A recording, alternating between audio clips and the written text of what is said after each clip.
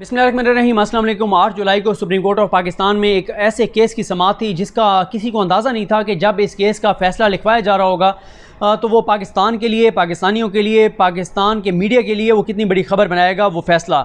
मामला ये था कि ये एक तरह का नोटिस ही लिया था इन्होंने, जस्टिस गुलजार साहब ने। एक केस आया था जिसमें लतीफ़ खोसा साहब पेश हुए थे। उसमें जजेस ने, सुप्रीम कोर्ट ने नोटिस ले लिया और नोटिस ये लिया कि क्यों नैब के केसेस आगे नहीं बढ़ते, क्यों टाइम पे फैसले नहीं होते। नैब कानून के मुताबिक 30 दिन में फ़ैसला होना होता है, क्यों वो नहीं होता। तो उस पर एक रिपोर्ट मांगी गई थी नैब से। फिर पता चला कि जी एहतसाब अदालतें खाली हैं। फिर ये मामला भेजा गया, फिर नैब को कहा गया, हुकूमत को कहा गया कि हुकूमत को ये कहा गया कि आप यहाँ पर जजेस लगाएं। नैब से मज़ीद रिपोर्ट मांगी गई। तो आज 1 बजे इस केस की समाअत थी। 3 रुकनी ये बेंच था। चीफ जस्टिस पाकिस्तान जस्टिस गुलजार अहमद साहब इस केस की समाअत कर रहे थे। उनके लेफ्ट साइड पर जस्टिस मज़हर आलम मियां खेल साहब और उनके राइट साइड पर जस्टिस याहिया अफरीदी साहब मौजूद थे।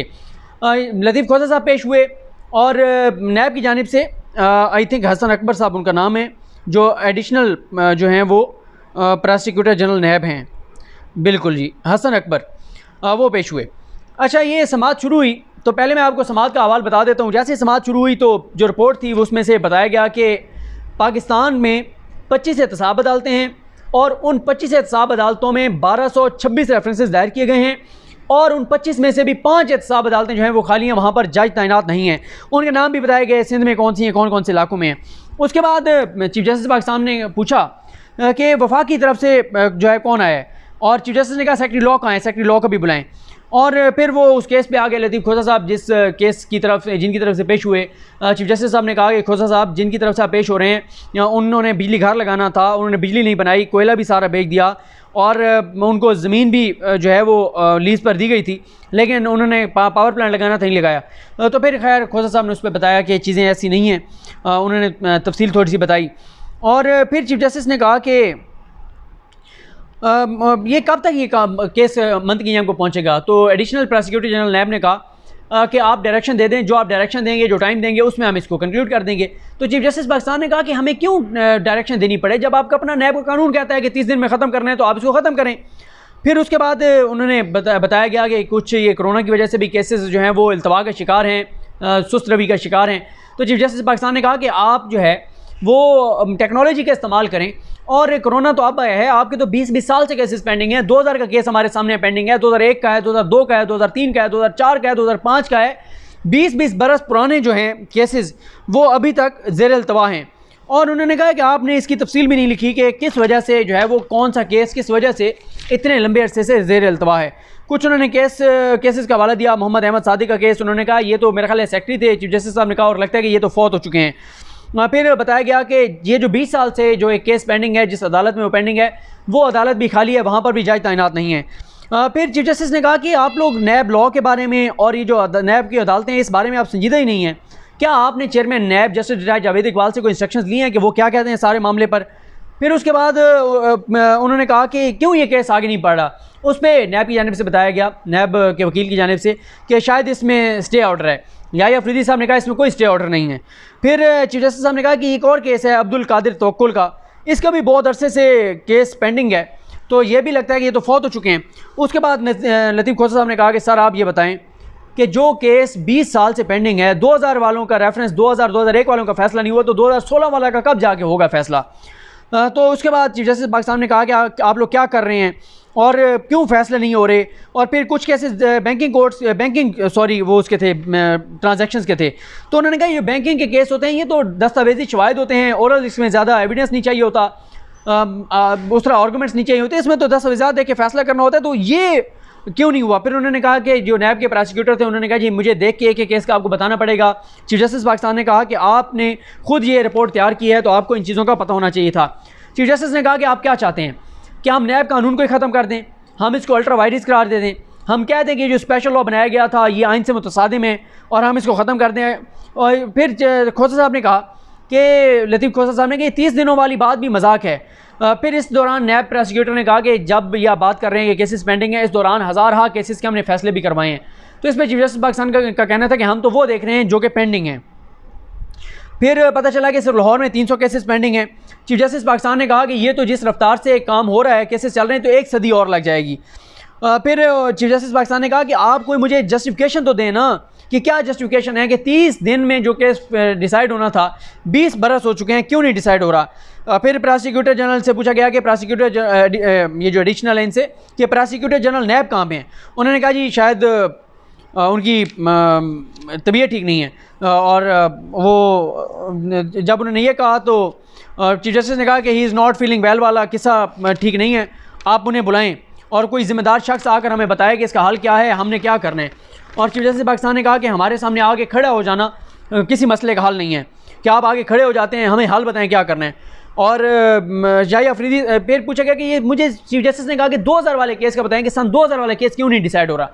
फिर कहा गया नायब वकील की जानिब से कि शायद जो है इसमें कोई स्टे हो। तो शाही अफरीदी साहब ने कहा कि बुरी बात है, जिस चीज़ में आप खुद कंफर्म नहीं है, आप शायद कह रहे हैं वो आप ना बोलें, और अगर चीफ जस्टिस पाकिस्तान का स्टे हैं तो आप हमें बताएं कि कौन सी अदालत है जिसने 2002 से स्टे दिया हुआ है और स्टे मौजूद है। फिर नायब प्रोसिक्यूटर ने कहा कि कुछ केसेस हैं जिनके आगे डोरमेंट लिखा हुआ है, उसका मतलब यह है कि नायब कोर्ट ने कोई ना कोई उसके ऊपर ऑर्डर पास कर दिया है। कोई जो है कुछ लोग वो मफरूर हैं, कोई इश्तिहारी हैं, कोई मुख्तलिफ मामला हैं, उसके ऊपर ऑर्डर हो चुका होता है एहतसाब अदालत का। तो उसके बाद चीफ जस्टिस ने कहा कि वो मैं बता चुका हूँ कि स्टे ऑर्डर अगर है तो आप क्या कर रहे हैं। फिर चीफ जस्टिस ने कहा कि नैब का दायरा नहीं चल रहा। चीफ जस्टिस पाकिस्तान ने कहा कि मैं ख़राब लफ्ज़ इस्तेमाल नहीं करना चाह रहा, अल्फाज इस्तेमाल नहीं करना चाह रहा।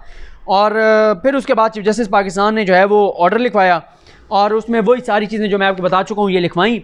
और फिर चीफ जस्टिस पाकिस्तान ने यह भी कहा कि attorney general Pakistan, secretary law और प्रोसिक्यूटर जनरल नैब पेश नहीं हुए। अटार्नी जनरल ऑफिस से तो वो पेश हो गए थे सुहेल महमूद साहब, लेकिन वो लेट आए थे। उसके बाद उन्होंने कहा कि ये जो 5 सीटें खाली हैं इस बारे में भी नहीं बताया गया कि ये 5 सीटें क्यों खाली हैं।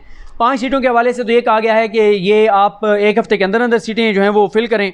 और चीफ जस्टिस ने कहा कि हम समझने से कासिर हैं कि क्यों इतना लंबा अर्सा हो गया है, ये नैब अदालतें खाली हैं और फ़ैसले 30 दिन में नहीं हो रहे, और इससे एहतसाब का जो एक कानून बनाने का मकसद ही वो नहीं रहता। तो फिर उन्होंने कहा कि हुकूमत जो है वो 120 अदालतें जो है वो बनाए, 120 अदालतें बनाएं और 120 अदालतें बनाकर और 3 माह के अंदर अंदर केसेस जो हैं वो डिसाइड करें। यह भी उन्होंने कहा कि जो खाली अदालतें हैं वो 7 दिन में फ़िल करें 5। और उन्होंने कहा कि कानून के मुताबिक जो है वो तेज़ी से फ़ैसले होने चाहिए। और फिर चीफ जस्टिस पाकिस्तान ने कहा कि हमें ये जो पेंडिंग केसेस हैं इसके बारे में कोई जस्टिफिकेशन नहीं दी गई, और अगली समात पे सेक्रेटरी कानून और सेक्रेटरी कानून attorney general Pakistan, prosecutor general नैब वो आकर बताएं इस हवाले से क्या पेश रफ्त है। और उसके बाद उन्होंने कहा है कि चीफ जस्टिस पाकिस्तान ने और भी 12 चीज़ें थी, और ये चीज़ें वो जो रिपोर्ट नैब पेश करेगा, नैब की जानिब से पेश की जाएगी, उसमें चेयरमैन नैब के जो हैं वो दस्तखत भी होने चाहिए। इसमें मैं आपको ये बता दूं कि ये बहुत इंपॉर्टेंट आज फ़ैसला था, बहुत इंपॉर्टेंट डायरेक्शन थी। अगर हुकूमत जो है वो 120 अदालतें बना देती है तो यकीन करें ये इतना बड़ा इनकलाब होगा पाकिस्तान के अंदर, ये इतना बड़ा तारीखी फ़ैसला होगा। 120 अदालतें बनेंगी और केसेस तेज़ी से चलेंगे, तेज़ी से चलने के बाद केसेस मंतकी इंजाम को पहुँचेंगे। अब मसला ये आ रहा है कि 1226 रेफरेंसेज हैं, पूरे पाकिस्तान में 25 एहतसाब अदालतें हैं, 25 में से 5 खाली हैं। और नैब का ये कहना है कि हम जब नैब अदालत में रेफरेंस दायर कर देते हैं उसके बाद अदालत नहीं चलाना है, अदालत कल की पेशी दे, परसों की पेशी दे, हम पेश हो जाएंगे। तो अगर आप हुकूमत 120 अदालतें बना देती है तो इमरान खान का एहतसाब का जो नारा है, एहतसाब का जो वादा है, वो अपने मंदिक इंजाम को पहुँचेगा, उसकी अमली ताबीर नज़र आएगी। और आप देखते हैं कि हुकूमत इसको किस तरह से रिस्पॉन्ड करती है। हुकूमत ये भी कह सकती है कि जी हमारे पास फ़ंड नहीं है, अगर वो कानून साजी करनी है तो कानून साजी लाएँ पार्लियामेंट में। अगर अपोजिशन सपोर्ट नहीं करेगी इस कानून साजी को तो ज़ाहिर है अपोजिशन एक्सपोज होगी। लेकिन इमरान खान साहब के लिए ये वक्त है, सुप्रीम कोर्ट के इस हुक्म के बाद 120 एहतसाब अदालतें बनाएं, केसेस रोज़ाना की बुनियाद पर चलाएं, कोई ऐसा अमल करें जैसे साकिब निसार साहब के दौर में सुप्रीम कोर्ट भी हफ्ते इतवार को लगती थी, सुप्रीम कोर्ट के जजेस भी बैठते थे, 1-2 बेंचेस बैठते थे। यहाँ पे भी यही होना चाहिए, हफ्ते इतवार को भी अदालत लगे और केसेस तेज़ी से आगे बढ़ें और फैसले हों। ये ना हो कि केस चलता है और 2 साल 3 साल वो चलता रहता है और फिर नैब का मुल्ज़िम ऊपर जाके और इस बेस पे ज़मानत ले लेता है कि जी 30 दिन में फ़ैसला होना था, 3 साल हो गए, 5 साल हो गए, 8 साल हो गए, 10 साल हो गए, 11 साल हो गए, फ़ैसला नहीं हो रहा, तो लिहाजा मुझे ज़मानत दे दी जाए। ज़मानत भी मिल जाती है और 10-11 साल बाद ना गवाह मिलते हैं, ना सबूत मिलते हैं, और बेनिफिट ऑफ डाउट देकर और अक्यूज़ को, मुल्जिम को छोड़ दिया जाता है। बहरहाल देखते हैं इस पर हुकूमत क्या करती है। बड़ा फैसला है सुप्रीम कोर्ट का, और ये उसकी तफसीलात थी जो मैंने आपके सामने रखी हैं। मुझे अपनी दुआ में याद रखें। अल्लाह करीम हम सब का हामी नासरो। अल्लाह हाफ़िज़।